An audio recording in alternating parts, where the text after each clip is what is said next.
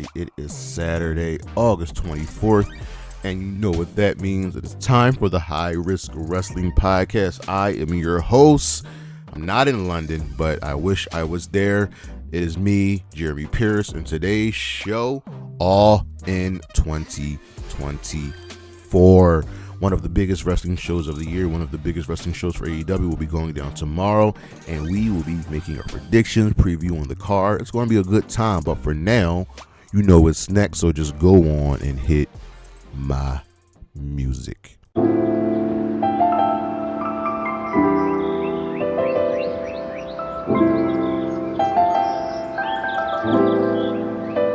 All right, so before we get to the 2024 card, we got to look at 2023. So last year's All-In was the first professional All-In and the second overall. Remember, the first All-In was the independent show that essentially launched AEW. But All-In 2023 took place last year at Wembley Stadium, where it's taking place this year. And the attendance was about a little over 72,000. That is great. It's one of the biggest non-WWE shows ever produced. It was great.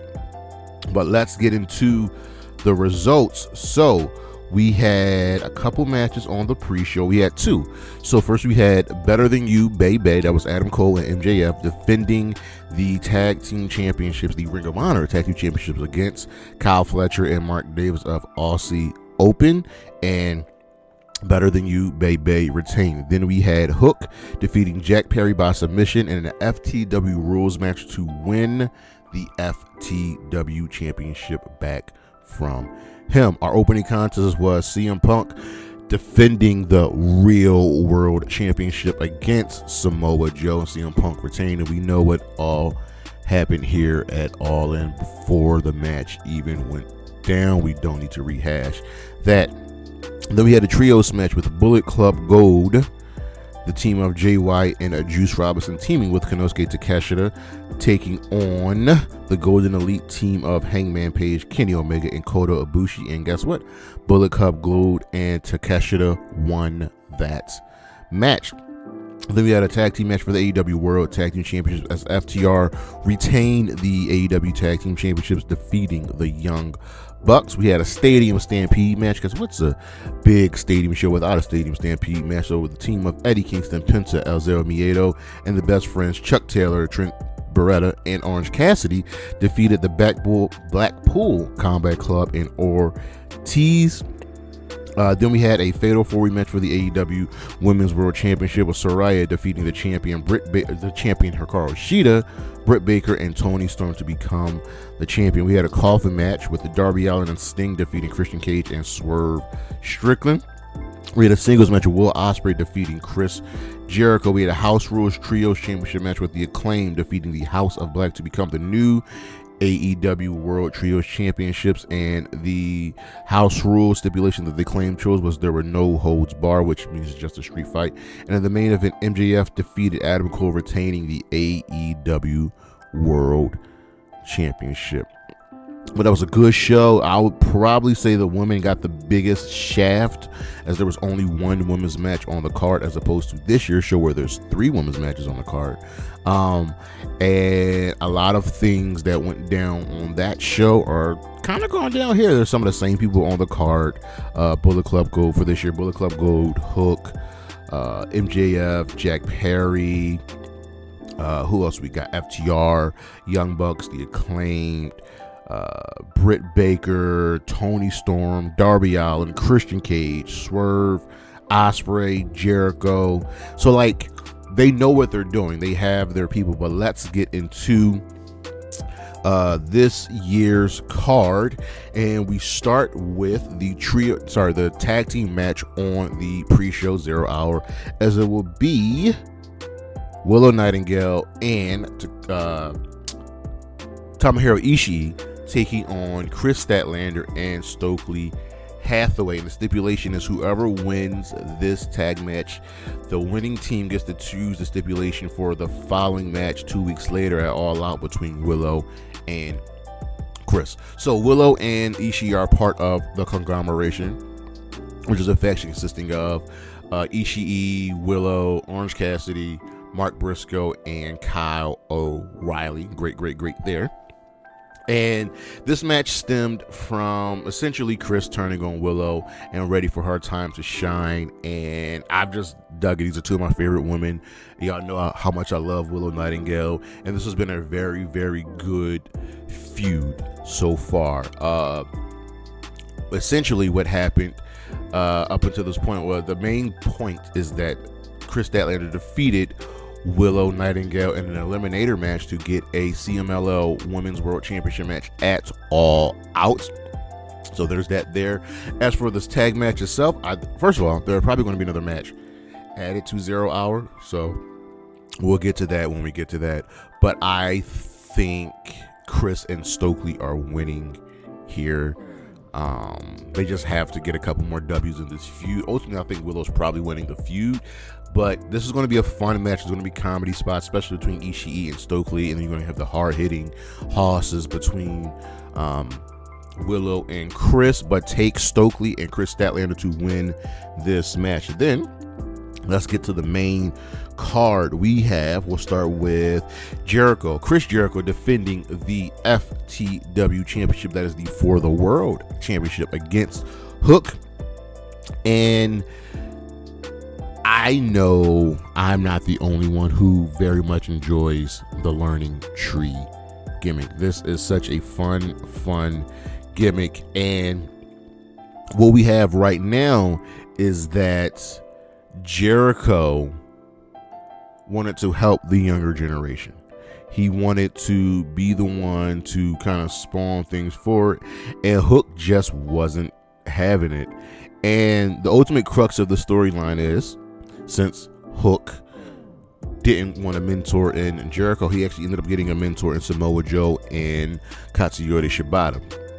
Jericho ended up taking the FTW Championship from Hook, rechristening it the For the World Championship, because he's all about the world. He has his stable, the Learning Tree, because that's what he is. He's the Learning Tree. He's got the Bad Apple and Brian Keith, and the Redwood and Big Bill. But this is going to be a fun match. I know a lot of people are souring on Jericho, but there are many more who aren't souring on Jericho.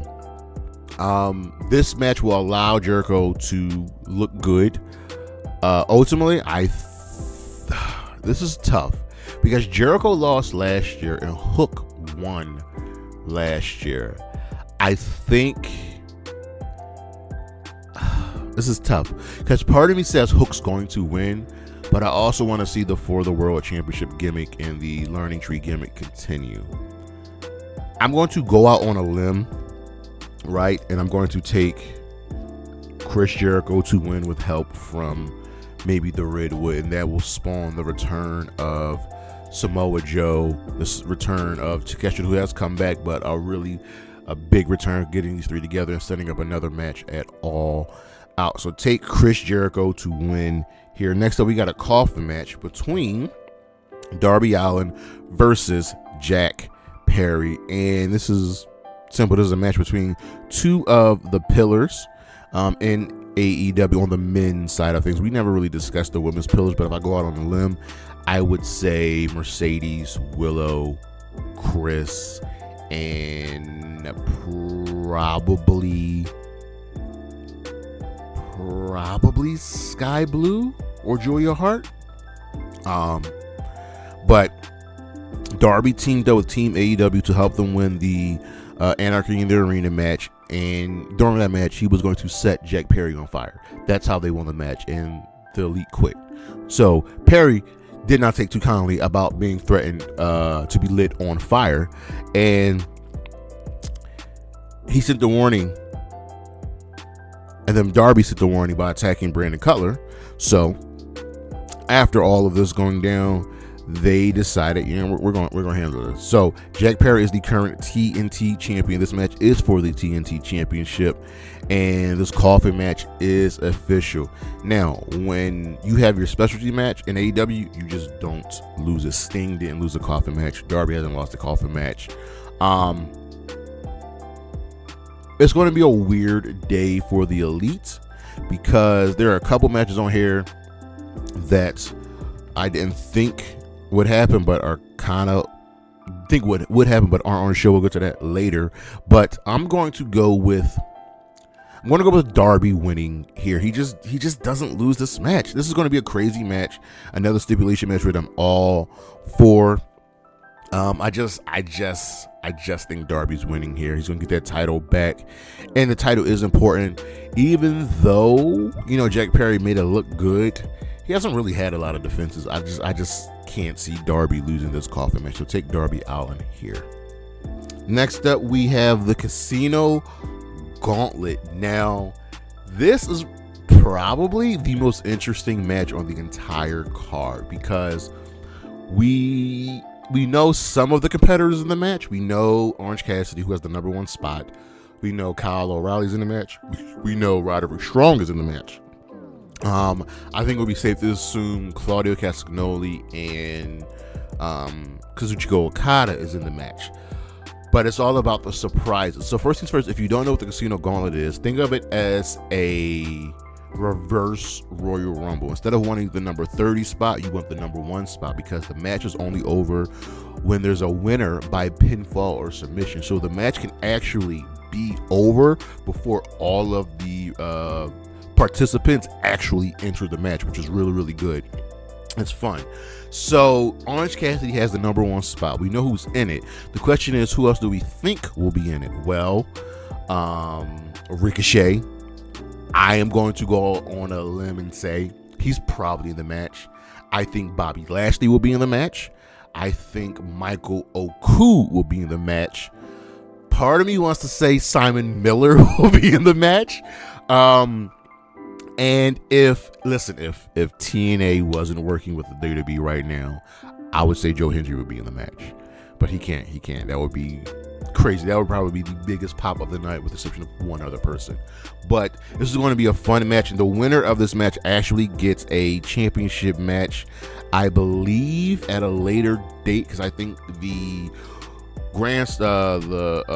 Royal Rampage winner, Darby Allin, he gets the title match at Grand Slam. So I think the winner of this match gets the title shot at All Out.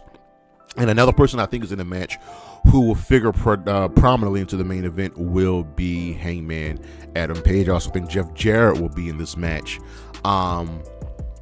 So the winner is going to be tough because, like, if I pick Hangman to win this match, that means to me Swerve Strickland is winning in the main event.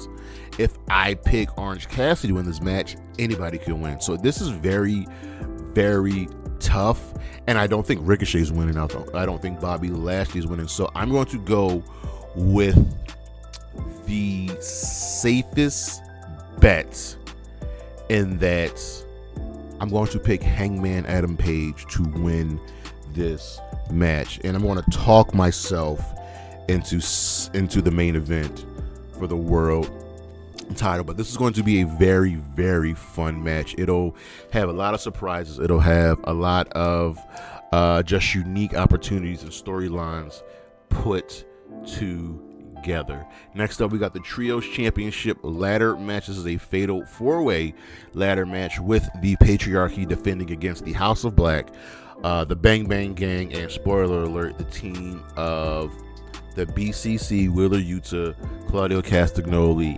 and Pac. We thought Pac would have a one-on-one match here on this card. We know he'll be fighting for the International Championship, seeing how he is the number 1 contender, but he'll be getting that match at All Out.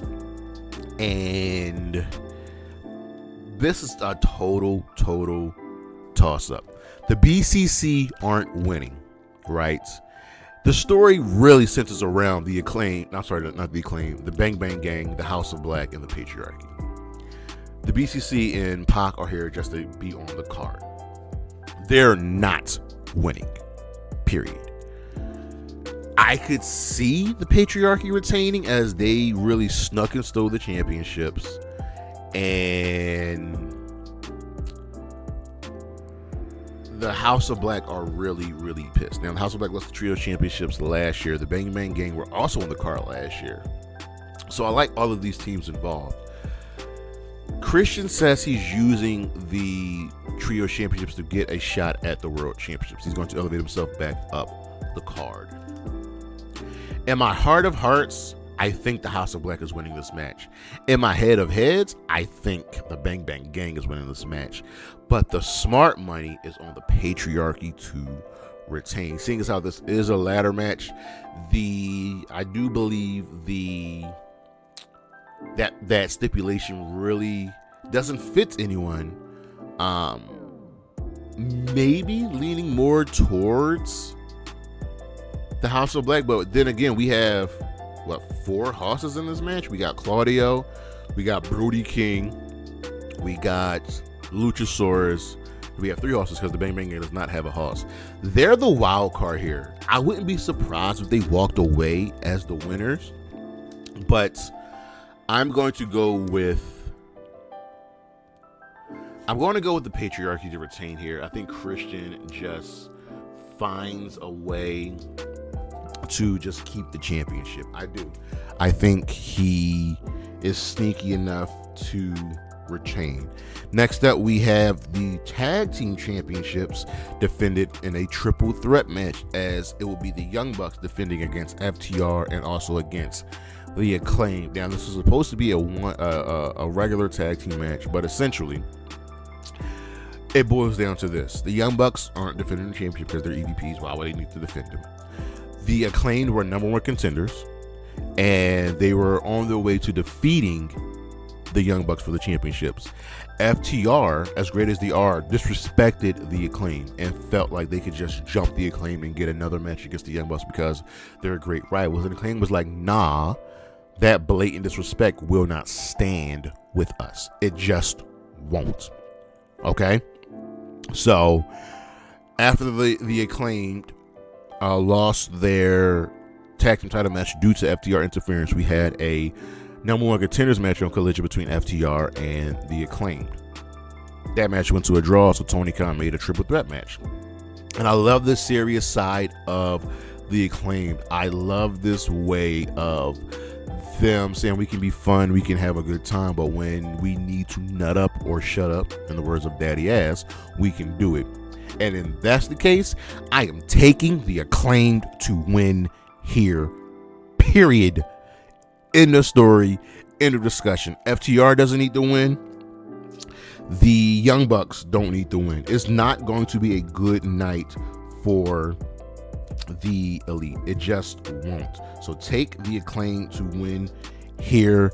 It's just going to be a good time for everybody. Well, it won't be a good time for the Young Bucks or FTR, but take the Acclaim to walk out of Wembley as your new tag team champions. Next up, we have the TBS Championship, as Mercedes Moné will be defending against Britt Baker. And listen, I'm putting it to you like this: Mercedes is winning. Period. End of discussion. End of story. The story we have here is Britt thinks she's the face. She thinks she's top. She thinks she deserves a championship match, and that's fine. She can get one. She's not on Mercedes level. Mercedes debuted Camille finally, and Camille is the great equalizer. I am hoping that Mercedes can drag a good match out of Britt Baker. And Britt's serviceable. She just doesn't belong in the ring with Mercedes. And I think it's going to be a good match. It's going to get some time. But ultimately, the funny thing is, we're not here for Mercedes. We're not here for Britt. We're not here for Camille. Every single person watching at home and in that stadium are very much expecting Jamie Hayter to return. Period. That's what we want. Jamie Hayter. I love Jamie Hayter. Do I think she's going to return? Yes. We haven't heard anything. When you don't hear anything about someone that's out, their return is imminent. And I think what's going to happen here is Mercedes is going to win. She's going to tap out Britt Baker, and after the match, Mercedes and Camille are just going to be beating her down until Jamie Hayter returns, which is going to set up a tag match at All Out. But take Mercedes Moné to win here. And their contract signing was really good. It was acknowledged that, yeah, Mercedes, you're a legend. You help move this industry forward, but that ain't you anymore. And Britt, says, listen, I'm different. You talking about I don't have a plan A, a plan B. No, this is it. But take Mercedes to win here and expect the return of Jamie Hayter. Next up, we have the American Championship, aka the International Championship, as Maxwell Jacob Friedman, MJF, will be defending against Will Ospreay. And this is going to be fun. A lot of this starts back to Will Ospreay injuring Bryan Danielson with the Tiger Driver and not using the Tiger Driver to finish matches off, right? And Max and Will had a classic for the International Championship with MJF. He stole that victory and he rechristened it the American Championship. Now let's get one thing straight. This is not about Max being an American. This is just a way for him to get booed in Wembley, because if he was a face, he'd be cheered. This is going to be a really, really good match. I don't think it's going to go the full hour, obviously, like it did on Dynamite. But the shots being thrown at each other, the barbs, it's stinging, and we see why MJF is that dude. We see why he has returned. This is going to be really, really fun. I just don't see Ospreay losing in Wembley. And the funny thing is, a lot of us expected him to be facing Swerve for the World Championship, and that's why we did the match at the previous two pay-per-views ago, so we can get that thought out of our brain, because we don't want Swerve to be a transitional champion. But Will Ospreay will be walking away as your new International Championship, getting that belt back. And I think that will set up a rematch at All Out. But take Will Ospreay to win here. Next up, we've got probably the one match on the entire card that has had the best build-up, the best storyline, and the best characters. And that is the AEW Women's World Championship, as Timeless Toni Storm will be defending against her former protege in Mariah May. All roads have led up to this. If you don't know, the crux of the story is All About Eve. It's clear that's what they're mimicking. And essentially the story of All About Eve, it's a very, very famous movie, is the starlet, the star, brings in a protege, and the protege ultimately usurps the star. The star is Toni Storm. The protege was Mariah May. And Mariah May won the Owen Hart Cup to earn this championship, and then championship match, and she completely turned on Toni, and it was bloody, and it was bad, and it was brutal. And Mariah explains that this is what she always wanted. She played Toni and she got what she wanted. And here's the thing. The only reason Toni is getting cheered is because, one, her gimmick has been very, very well done and she's really, really popular, and that Mariah turned. But you got to remember, Toni hasn't really done anything to be recognized as a good guy. She's been a bad guy all up until this point. But here we are. I'm sorry to say to a lot of people that love Toni Storm, she's not winning this match. This has all been set up to elevate Mariah May. And I'm personally going to make Mariah May one of the pillars, okay? So Mariah, Willow, Kris, Jamie Hayter.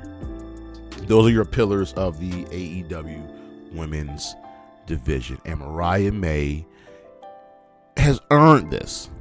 And she deserves a lot of credit for really help elevating the storyline. And Toni Storm deserves even more credit for this character change that has been absolutely fantastic. I think this is going to be a really, really good match. Toni Storm is one of the best in the business, and Mariah May, even though she's young, has shown that she's very much capable of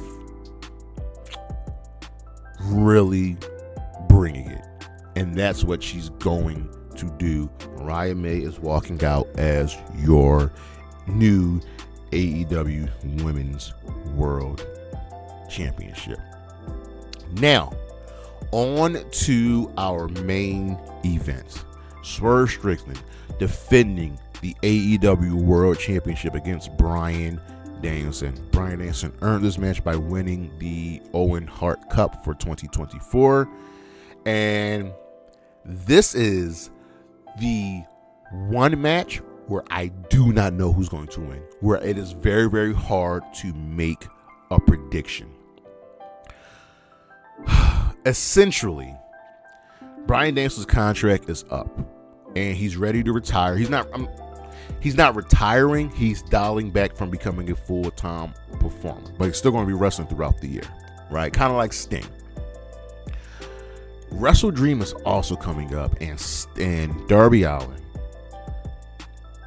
Swerve, Danielson are all from Washington State. With that in mind, my thought process is that I could see Danielson winning and holding the belt till Wrestle Dream to possibly see maybe Swerve or Darby get the belt. I could also see Swerve retaining because Swerve has went back to some of his heelish tendencies, bringing up Danielson's family, saying that he's going to hurt him, saying that he's going to make sure he stays retired. And for Danielson's part, he's been questioned about, do you still have that fire? Said by Jeff Jarrett, it was said by Eddie Kingston, but we saw this past week on Dynamite that Danielson has said that what we all know, that he is the best wrestler on the planet and has been for the last 20 years. He is that guy. And when that Bryan Danielson shows up, when the American Dragon shows up, no one can touch him. Whose house? This is also Swerve's house, who has proven that, yeah, you can put the weight of the company on my shoulders and I will carry it proudly. And Swerve is not above reproach to get the job done. This is going to be a fantastic match. Period. The winner is so hard to decide, because part of me is like, Swerve should have a really long run as champion. But we also, as fans, believe that Danielson should get one last world championship run. And with the winner of the Casino Gauntlet sticking out like a sore thumb, with the winner of the Royal Rampage, Darby Allin, sticking out, it's a toss-up. Because Darby and Swerve has history, and if Hangman wins the Gauntlet, he and Swerve also have history. Remember, Hangman was like, yo, I will make sure to bury Swerve. But I'm going to go with my heart and not my head and pick Bryan Danielson to walk out the winner. I just think he needs one more world championship run. I just think he's earned it. And Swerve can get the belt back. Swerve is going to be at the top of the card for a very, very long time. So take Bryan Danielson to walk away as your new AEW World Champion. Let's go over our winners one more time. On 0 Hour, Kris Statlander and Stokely Hathaway to defeat Willow, Nightingale, and Tomohiro Ishii. Chris Jericho to defeat Hook, retaining the FTW Championship. Darby Allin defeating Jack Perry in the Coffin match to become the new TNT Champion.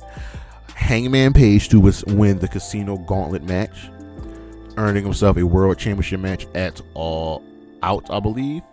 I have the Patriarchy retaining the AEW World Trio Championships in the Fatal 4-Way match. I have the Acclaim defeating the Young Bucks and FTR to become the new AEW World Tag Team Champions. I have Mercedes Moné defeating Britt Baker to retain the TBS Championship. I have Will Ospreay defeating MJF to become the new American and then rechristening as back to the International Championship. I have Mariah May defeating Toni Storm to become the new AEW Women's World Champion. And lastly, I have Bryan Danielson defeating Swerve Strickland to become the new AEW World Champion. But let me know what you guys think. That is our show. Coming up, we've got our all-out preview. We got another list. We got Flashback Friday for next week. We've got our all-out predictions card, which I think is going to be really, really good. A really fun show. We're going to do Let's Talk About that.